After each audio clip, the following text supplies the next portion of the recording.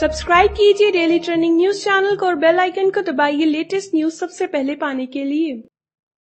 Speaker sir, I thank you for this opportunity that you have given me to speak in support of the President's address. Sir, as I stand here, I am overwhelmed with the feeling of gratitude that my Prime Minister gave me an opportunity to come to this temple of democracy and sit here and speak here in this hallowed halls where the great Sardar Patels, the Baba Saheb Ambedkars, the K.M. Munshis, the Chakravarti Rajgopalacharis, and the Atal Bihari Vajpayis stood, spoke and crafted the country's present, future and history.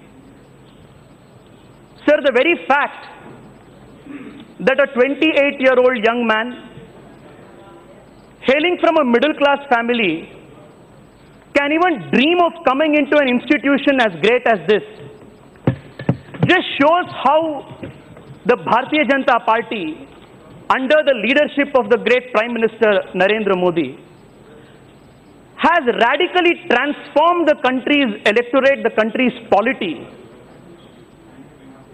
in such a manner that our country's democracy is only becoming strengthened every single day. So I remember in 2014, as a volunteer of the Prime Minister, in Banglore and other parts of the state, I was distributing pamphlets, writing slogans and making speeches in small gatherings in support of the Prime Minister. I never even dreamed that in 5 years, I will have the opportunity to be speaking in this great institution. Because for a very long time, politics was more of family businesses, and the country's political institutions and the country's political geography more or less seemed to be under the control of a few oligarchs, and more and more we seem like kleptocracy. And today, sir, if a chai wala has risen to the post of the country's Prime Minister, not for once but for 2 times, it only shows that the country's democracy is being strengthened, and along with him, he is bringing people like us, as faces of new India, as faces of young India, to come and speak on our country's aspirations. So this victory, which is historic in so many counts, is a result of not only the Bharatiya Janata Party's workers, but the common Indian fought this election. The Prime Minister in many a times has spoken that this election was an election where the common Indian fought. He fought this election because he wanted to see a better India. In his mind and in his heart, he had hopes that his tomorrow will be better than what his yesterday was. So, from the auto rickshaw driver who plastered Namo again stickers on his auto rickshaw, to the IT savvy guy in Bangalore who wore a t-shirt of Namo again, to those NRIs sitting in different time zones but waking up at tweeting their support for the Prime Minister, the common Indian felt that the victory of the Prime Minister is victory of a new India, which is why they all came together. So we speak of different quotients in this country. We speak about the intelligence quotient of a person. We speak about the emotional quotient of a person. So I think from 2014 to 2019, one of the greatest transformations that have taken place in the country is that the country's political quotient of the country's electorate has tremendously increased. And we are much more an enlightened society. We are a great, more enlightened and mature democracy. And the result of that is the opposition's fake news, the opposition's lies, the opposition's propaganda fell flat because the young people of today, they do not believe in the narrative that is crafted by a handful of editors or anybody sitting in the Lutyens Club here in Delhi, but they write, speak and edit what they want to do on their own, because today social media has given a democratic platform where I can speak what I want unhindered by the fact that a few people with prejudices stop me. And this is also contributed to the rise in the country's political narrative back among the young Indians. So, from 2014 to 2019, we have achieved a lot of things. Some of the greatest transformations took place. As a young Indian, sir, who was reading in our social sciences textbook that we are a developing country from the last 60 years, a sense of frustration, a sense of anger, when other countries, much smaller in size than ours, much less in population than ours, if they were galloping fast and developing, why was it that our country was not progressing in the same pace? If Indians could prosper outside of India, if they could do well for themselves and for their families and the countries, say in US, in the UK, in other parts of the country, why was it that Indians were not performing well in India? These questions troubled all of us. But sir, from 2014 to 2019, howsoever much the opposition may oppose us, the foundation for building a new India started. An India, sir, which respects performance over pedigree. An India which votes and elects its leaders on the basis of what they deliver and not on the basis of what surnames they have next to their names.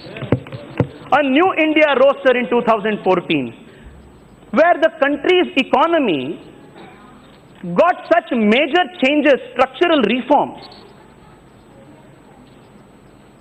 so much so that honesty, transparency, integrity in our professional lives was respected, was encouraged, and the country's economy, through the effects of demonetization, through the effect of the GST, through the effect of the IBC, I must fondly, with great reverence, sir, remember with gratitude the way Arun Jaitley ji has piloted and pivoted the GST as such a complicated constitutional and financial structure. The country will be everly indebted to him.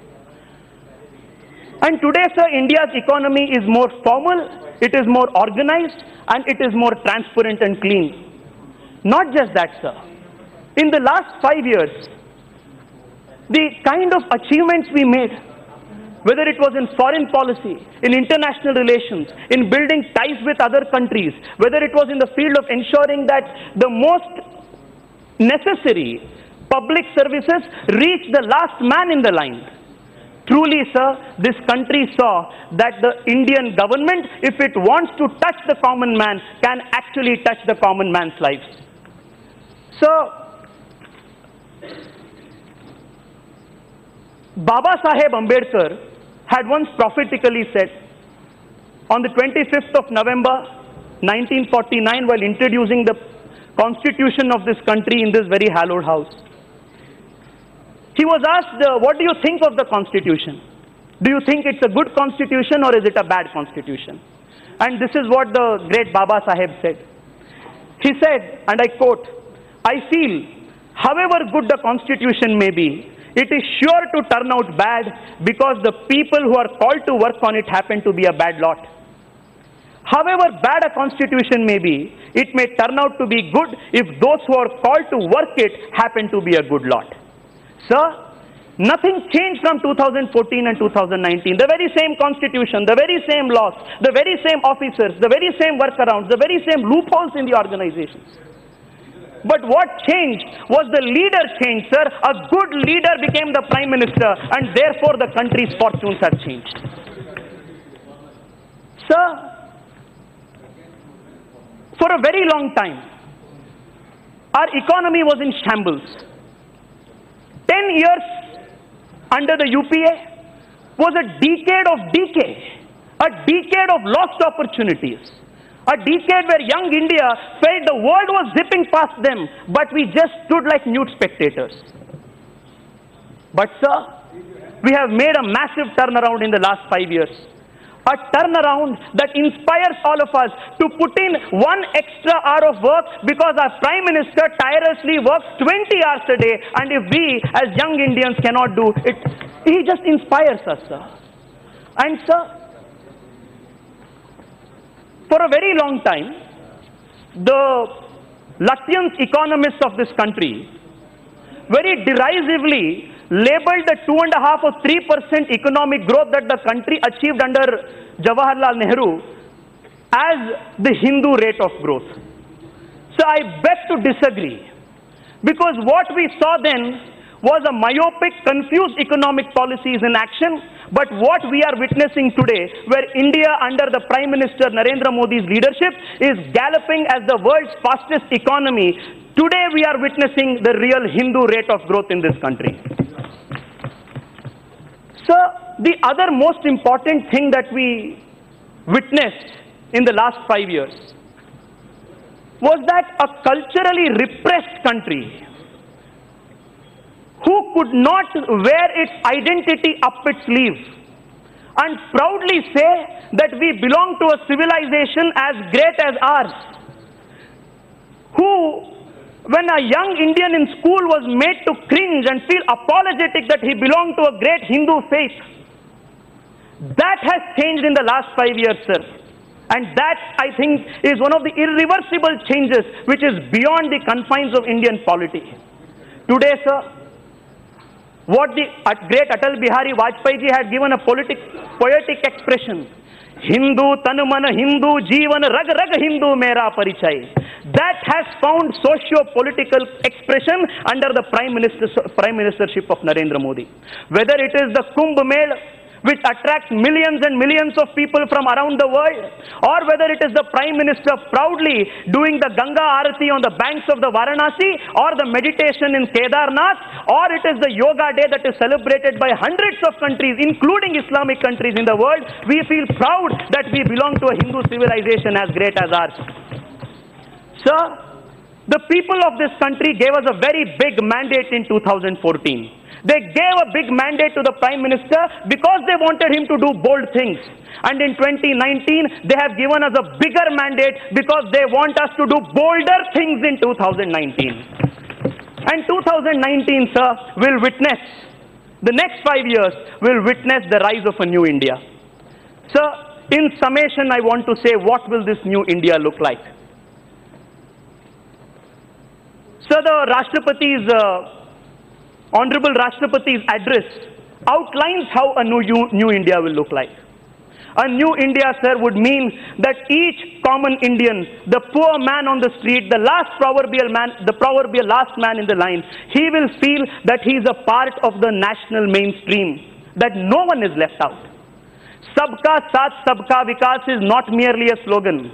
The common Indian woman in the village also got the Ujjwala Yojana to her doorstep, as did the young startup in Banglore receive his startup funding. Every single person was touched by the Modi government. And this will continue in an unprecedented fashion in the next 5 years. So, in the President's motion, a great stress has been laid on education. As a young Indian, sir, I must thank the Narendra Modi government for having come up with a spectacular education policy.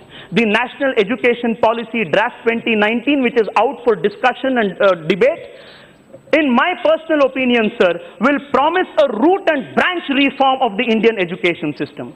A young Indian today takes loans to the tunes of lakhs of rupees, sir, mortgaging his family property because he wants to, I'll conclude in a few minutes, just 2-3 minutes, sir. He mortgages his family's property because he wants to go and study, because India's infrastructure, education infrastructure is dysfunctional.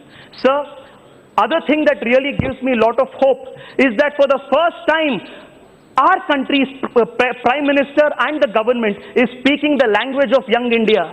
It is speaking of starting 50,000 startups, and someone coming from Bangalore, sir, which is the startup capital of India, I must congratulate the Prime Minister for taking this initiative for 50,000 startups. Sir, startups means disruption. Startups means new ideas. Sir, startups are the new India space. along with Birlas, the Godrejs, the Ambanis, the Tatas of yesterday, new India's, Oyos, the Swiggis, the Zomatos, the Flipkarts, the Culfits, all of them will join them, sir. This is the rise of a new India, sir. Sir, lastly, sir, there's just one thing that I would want to bring to your notice, sir. Sir, I have heard the opposition. And in all humility in my command, I must say, sir, I don't think they have learned their lessons. Yesterday, I heard the opposition leader here, the floor leader of the Lok Sabha from the Congress party, calling my Prime Minister, calling this country's Prime Minister in the most foul and unparliamentary language. During the whole of the campaign, the Prime Minister was subject to such and more grave personal attacks, sir, and the people of the country taught the opposition a lesson. And I must warn all of them, if they have still not learnt their lessons in the next Lok Sabha, starting from this seat to that seat, the whole of the 543 will be Prime Minister Narendra Modi's Bharatiya Janata Party MPs. The kind of arrogance, the kind of a sense of entitlement. Sir, even now, they are blaming the EVMs. What baffles me, sir, is after the elections, every single VVPAT was counter-checked with the electoral ballot. And I must say that I am proud to be an Indian because the Election Commission in this country conducts elections in a free and fair manner, which is an example for the rest of the world to follow. Not a single VVPAT mismatch, sir, not a single VVPAT. But sir, this still continue. So just one more minute, sir. I would want to. I will start concluding. Continue. First time he is speaking. Sir, I'll conclude in just 2 minutes, sir. Sir, I read in the newspaper report, sir, today that the leader of the opposition in the Rajya Sabha yesterday gave the Bharatiya Janata Party and the Prime Minister a lecture on morality. If there is anybody who is the least qualified to speak and give us a lecture on morality today, it is the Congress party. The president of the Congress party, as well as his mother, is out on bail. And they give us a lecture on propriety, on financial propriety. And sir, Azad ji quoted the example of Jawaharlal Nehru, that he did not go in support of campaigning of a particular Congress candidate because he had the perception of being corrupt. But sir, I must remind him of history and the historical lessons that the very same Prime Minister Jawaharlal Nehru had a V.K. Menon of the famed Jeep scam right sitting beside him in his cabinet. This is the history, this is the reality of the Congress party. Sir, the reason why the Congress party does not want a rise of a new India is because in the new India, they cannot make their scams. In the new India, people respect you for your work, for your merit and your talent, not because you have a fancy surname that your great-grandfather had given you. And in a new India, sir, people respect the fact that you work hard. You work 20 hours a day for your people. This is the rise of a new India, which the Congress party cannot digest. Sir, in conclusion, I want to say one thing. Nearly 50% of this house today has first-time MPs. Sir, on behalf of all of them, I request all the seniors who are present here to guide us, to mentor us, and to teach us how we can all become effective parliamentarians. We have come here with a lot of idealism. We all want to approach the old problems with a fresh set of eyes, and we want to contribute our most in the service of the Bharat Mata. Sir, lastly, sir, I want to just take 30 seconds to bring to your notice the lamentable, pitiable state in which my state today is, sir. I will be failing in my duty if I don't do that, sir. Sir, while the whole of the country is making tremendous progress, my state, Karnataka, sir, is lagging behind. I promise you, sir, I will not take more than 60 seconds, but kindly permit me, sir. Because the people from there have sent me to speak about their travels and tribulations. Sir, we Karnataka people, we Kannadigas, we have had a great history of political administrators. From the days of Hakka, Bukka, Krishna Deva Raya in the Vijayanagara, from the days of the great Kempegowda of Bengaluru, from the days of the Nalwadi Krishnaraja Wadayars of Mysuru, from where brother Pratap Simha today represents. Sir M. Vishweshwaraya. Karnataka had a great many political leaders and administrators who led this state forward, sir. But today, under the most corrupt, most insensitive and most apathetic state government, we are facing backwardness. While the country is progressing, we are lagging behind, sir. Sir. Sir. Please conclude. I will conclude, sir. I will conclude. Sir, just 1 minute more, sir. Sir, I want my state to progress. Yes, sir. I will, sir. Sorry, I will, sir. Sir, sir, Bangalore today is facing the worst of the traffic jams and is the city which is moving in the most slowest pace. From the thousands of crore plus IMA scam, where more than 10,000 FIRs have been registered against the kingpin, to the new scams that are tumbling out of the skeletons, the cupboards of the government every single day, we are witnessing the most corrupt government, sir. So from this place, I want to assure the people of Karnataka, ಬಂಧುಗಳೇ, ಕರ್ನಾಟಕದಲ್ಲಿ ಹೊಸ ಕನ್ನಡದ ಒಂದು ಹೊಸ ಸರ್ಕಾರ ಉದಯ ಆಗುವಂಥದ್ದಿದೆ. ನಮ್ಮ ಆಶೆಗಳನ್ನ, ನಮ್ಮ ಅನುಭವಗಳನ್ನ, ನಮ್ಮ ಒಂದು ಹೊಸ ಚಿಂತನೆಗಳನ್ನ ಬರುವಂತಹ ಸರ್ಕಾರದ ಕಡೆಗೆ ನಾವೆಲ್ಲರೂ ಕೂಡ ಪ್ರಯತ್ನ ಮಾಡಬೇಕಾಗಿದೆ. ಹೊಸ ಕರ್ನಾಟಕದ ಉದಯ ನಮ್ಮೆಲ್ಲರ ಯುವ ಕನ್ನಡಿಗರ ಮೇಲಿದೆ. ಅದನ್ನ I want to assure to all of them. Sir, I want to thank all of you for giving me this opportunity to speak. I would want to conclude with just one saying, sir. One saying that millions and millions of Sangh Swayam Sevaks of this country have spoken about. Param Vaibhavam me tume tatsvarashram samartha bhavatva ashishate bhrusham. With this I would like to conclude, sir. That will be our goal. Thank you so much.